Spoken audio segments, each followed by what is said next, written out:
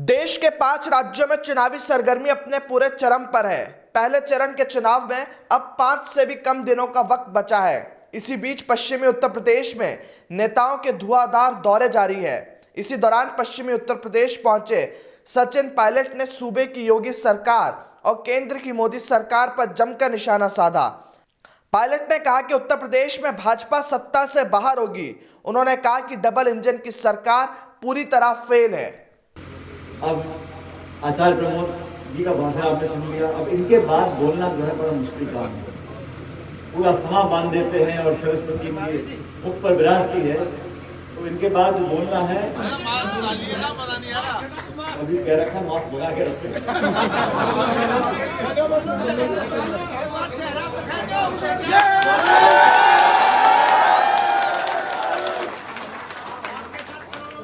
आचार्य प्रमोद जी का भाषण आपने सुना और जो उन्होंने बात बोली, मैं समझता हूँ उसमें 100% सच्चाई थी कि आज हम उत्तर प्रदेश में आए हैं और गजेंद्र सिंह जी के पक्ष में आपसे वोट मांगने आए हैं। और वोट किस बात के लिए है?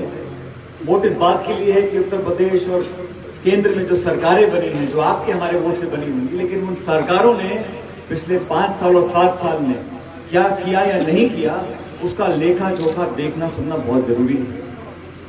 आज देश भर का किसान पीड़ित है, दुखी है। किसान की आमदनी दुगनी करने की बात भाजपा ने करी थी। 15 लाख रुपए हर व्यक्ति के खाते में डालने की बात करी थी। महंगाई को कम करने की बात करी थी।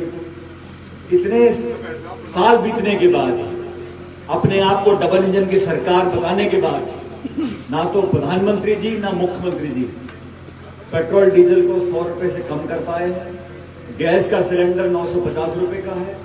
खाद, डीएपी, यूरिया, बीज, बिजली, पानी सब महंगा हो गया। कृषि के उपकरणों पर डीएसटी टैक्स लगा दिया। चंद उद्योगपतियों का लाखों करोड़ रुपया कर्जा माफ कर दिया। 700 किसान आत्महत्या करने के लिए मजबूर कर दिए। कृषि काले कानून हमारे ऊपर थोपे गए। जब उपचुनाव हार गई बीजेपी तो तीनों कानून वापस कर दिए। इस पूरे 7 साल के कार्यकाल में और 5 साल के कार्यकाल में लखनऊ में उन्नाव का कांड हुआ, हाथरस का कांड हुआ, लखीमपुर खेरी में जो केंद्रीय मंत्री के बेटे पे आरोप लगे हैं, जो घटनाक्रम वहां आप सबने देखा होगा। किसान की आवाज दबाने की जगह उनको कुचला जा रहा है और आज तक वो केंद्र के मंत्री हैं। ये क्या शासन है? संविधान को 70 साल तक हम लोगों ने पूजा है।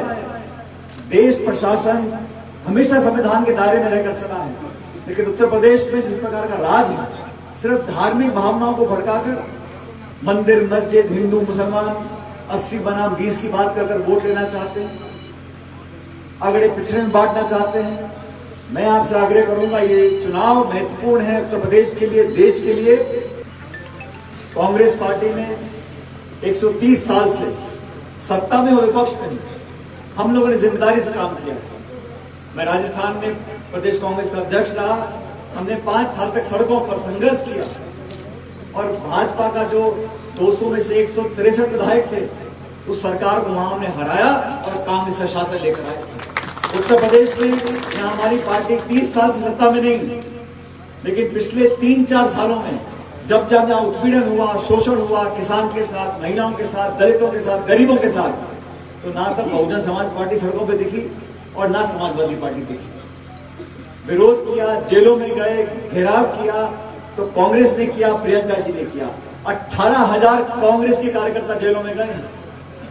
हम भूमिका निभा रहे हैं। मुझे पूरा विश्वास है बदलाव होगा।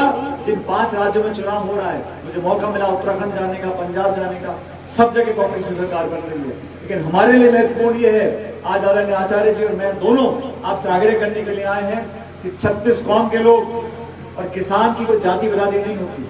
जो हल चलाता है, जो खेती का काम करता है, वो एक जो देश का पेट पालता है, वो किसान है। किसानों को मजबूत करने के लिए कांग्रेस को वोट देना होगा और हमारे उम्मीदवार को भारी बहुमत जिताकर आप लोग भेजो, ताकि हमारा यहाँ का आना सफल हो। आपने बहुत मान सम्मान दिया, प्यार दिया, आशीर्वाद दिया, उसका मैं हमेशा आभारी रहूंगा।